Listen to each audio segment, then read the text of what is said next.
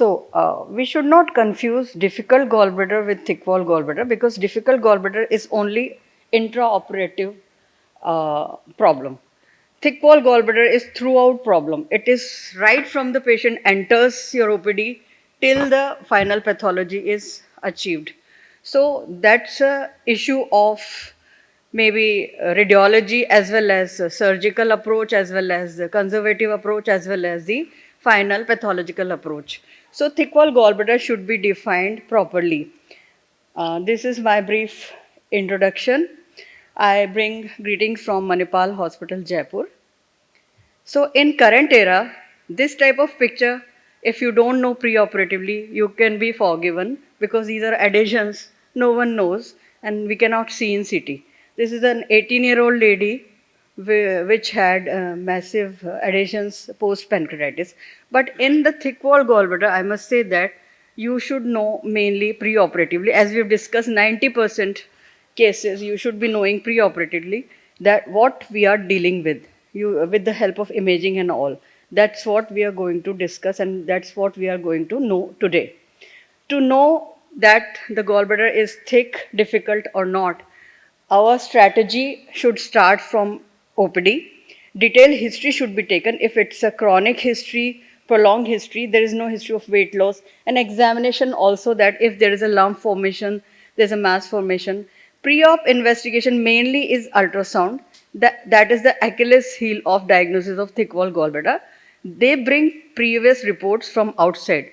In the referral centers, mainly they are not sent simple gallbladders. They are sent difficult gallbladders only, with the report showing thick walled, irregular walled gallbladder. So you should go through those reports. You should not discard those reports. Why they have sent it to you? You should know. Triple phase CT may be there, or we may advise. MRI may be helpful in some cases. PET CT may not be helpful. We will discuss. FNA, TrueCut and EUS. Contrast enhanced sonography also can be helpful. So they can be various variety. This, like in upper picture, you can see a shrunken thick wall gallbladder, and the lower picture CT is showing a distended thick wall gallbladder with much edema and doubt about the malignancy. So you should know whether it's malignant or not. We are not God, but we should try to reach close to the God's diagnosis also. Like what is lying inside, we should try to know pre-operatively. So other strategies are intraop frozen, maybe intraop crush cytology. Thick, intraoperatively, thick cystic plate is there in intrahepatic ruptured gallbladders. If it's an intrahepatic ruptured gallbladder, the thick cystic plate cuts like a mass actually. So then you tend to think, hey, what I am dealing with. So you should preoperatively know that, see, you have taken a intrahepatic IHR type of case. These are the various strategies. So how to identify in sonography? Right now we have to read the radiology. I left radiology on rank 1, but now the radiology is running behind me. So sonography is an important diagnostic tool, and we should know what sonography says about the gallbladder. Normal gallbladder looks like a pencil thin wall, ideally, as is in the left picture, benign. And thanks to the imaging advancement and our colleagues, Dr. Pankaj Gupta from PGI Chandigarh has given various lectures on GB rats and the criteria in GB rats which tell us preoperatively what is the malignant gallbladder looks like in the ultrasound. And that's what I keep on going through his lectures on the Jaipur surgical tutorials, because if the gallbladder has a heaped up wall, maybe a breach in the mucosa, maybe a uniformly thick wall, maybe a uniformly enhancing walls, everything we should know. So what are those criterias? In ultrasound, this is a multi-parametric ultrasound nowadays. In GB rats, if it is type 1, 2, 3, you may exclude the malignancy. But in type 3 and 4, you can think malignant oblique xantho. Xantho you cannot rule out with ultrasound, and xantho gives a difficult picture always in all the imagings, as we are now going to discuss.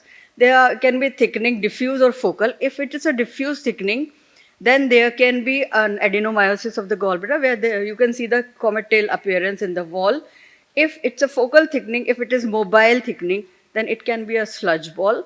if it's an immobile thickening but enhancing in the CT, and it's a patchy but hyper enhancing, then you can see that it is a malignant gallbladder.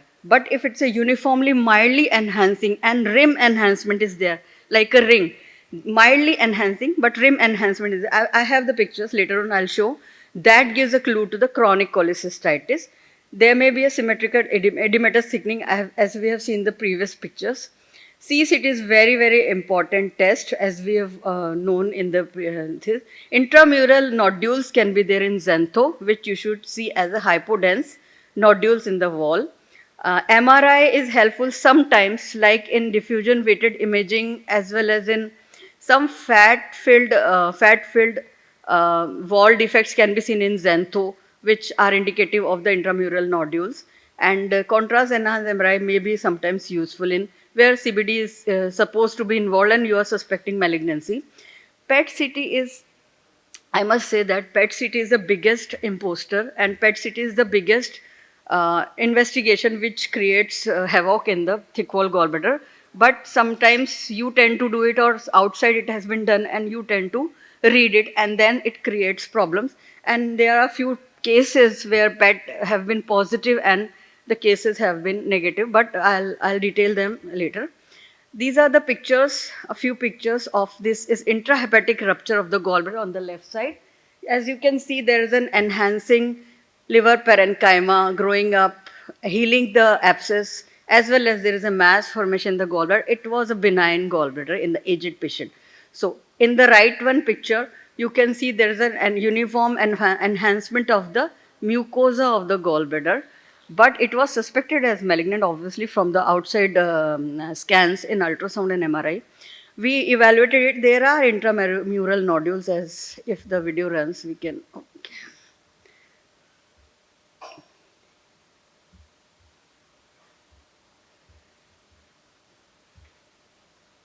So, in the thick wall gallbladder, various strategies, various pathologies can be: perforated gallbladder, intrahepatic rupture, pyocele gallbladder, adenomyomatosis. So, pyocele and adenomyomatosis are not very confusing pictures, because comet tail appearance should be known preoperatively. You should discard it as benign, but your radiologist should be confident.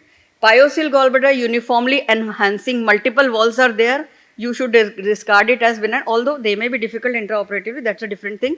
But pre-op diagnostic query is ruled out mostly in pyocele and adenomyomatosis. In perforated and xanthogranulomatous and malignant, this query remains. In intrahepatic rupture, there may be fever, high TLC, PCT may be high, and this picture may be there. So you should pay attention to this pre-operative picture. And in these intrahepatic rupture cases, the PET may show high SUV. Mind me, important is 8 to 20 SUV we have found in the intrahepatic rupture cases with mass gallbladder. I'm not mentioning any case without any mass gallbladder. So pyocele gallbladder may be same inflammatory picture. Neck has a impacted stone, edematous wall is there. In xantho, in ultrasound, you may find intramural nodules. Thick walls of gallbladder are there. The picture can vary from CBD involvement till the mass formation. NCT, intramural nodules you may find, but you cannot be very sure that it is not malignant till the biopsy comes. So in one case where it was a mass gallbladder and the patient had triple vessel disease, we had to make the patient undergo the CABG, and after that 15 to 20 days later we did the radical cholecystectomy. The biopsy was xantho. So it's important to know what we are dealing with. So adenomyomatosis, as we have already discussed. Pre-op preparation starts from the OPD, because you need to decide whether you are going to deal stat within 1 day admission, or you are going to do an interval thing, whether you are investigating fully or you are is already investigated, you are believing those investigation. Previous investigation should be read, and the new investigations like contrast enhanced CT or a triple phase CT should be advised and should get. When to start antibiotics, what consent should be taken, whether for the lab surgery or for open surgery or for radical type of procedure should be taken. So these are strategies should be ready, whether intraoperative you will be able to perform it, if some colleague is needed or not, whether blood is needed or not. These strategies should be formulated in the first day of the diagnosis of the patient, because the patient is not going to stay with you if you're not confident in telling them Even if you are a GI surgeon, if you are not confident telling them that's what we are dealing with, as it's a thick wall gallbladder and what we are going to do with that. And till the final biopsy, you cannot relax. When the patient is extubated, just before that, open the gallbladder, see what it is, and if needed, get the frozen done. Try to extract the gallbladder in the endo bag if possible, but mainly these thick wall gallbladder are mostly ruptured intra or extrahepatically, and mostly because we handle them with Ellis forceps, they get ruptured and spillage of bile and fluid is mostly there. So we cannot do much about it. These cases are filled with, like, these are mostly non-malignant cases where 4.5, this is a rightmost picture is a 4.5 centimeter stone recently done, and it was mass gallbladder presentation, but it was a benign case. This is 4 centimeter, this is 3.5 to 4 centimeters size stone. These are the large stone which are, the scale showing that we did the lap. So laparoscopic and open surgery, you can find many very big stones with thick wall gallbladder. So in the workup, I have a few examples so that I can be very clear about it. I'll go through those cases in fast. So my point of discussing those cases is, initially they were referred as mass, a ruptured malignant mass, and when we worked it up, like we discussed with Dr. Negi, that wait and watch is also a good strategy sometime. So here in interval, the patient showed very stable features, and finally laparoscopic surgery showed that cholecystectomy specimen is negative for malignancy. So she was referred with the diagnosis of ruptured mass gallbladder from outside, and in initial years, we also believed them that they have referred and we will take it as a malignant gallbladder.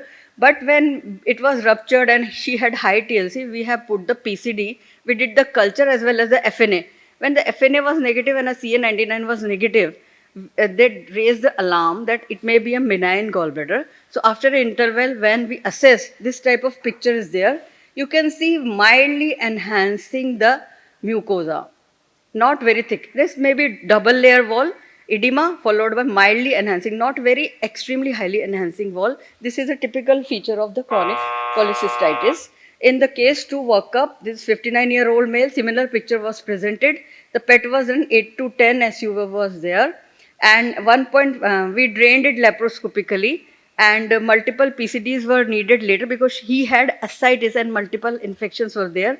And later on, after 1.5 months, he had SUV of again 8, but we can see that mildly enhancing but uniform rim enhancement of the wall. Later on, we did a laparoscopic gallbladder excision in this case, and biopsy was negative.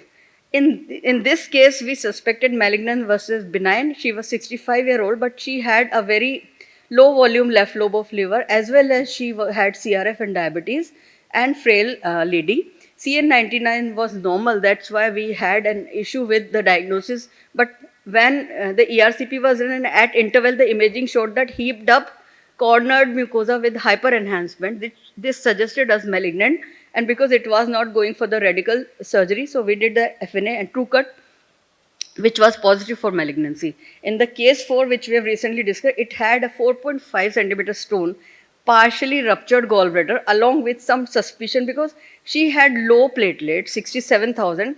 Splenomegaly was there. Right portal vein was intact. There was no block. Main portal vein was not blocked. So we had doubt about the diagnosis of malignancy, but we had doubts about the malignancy also.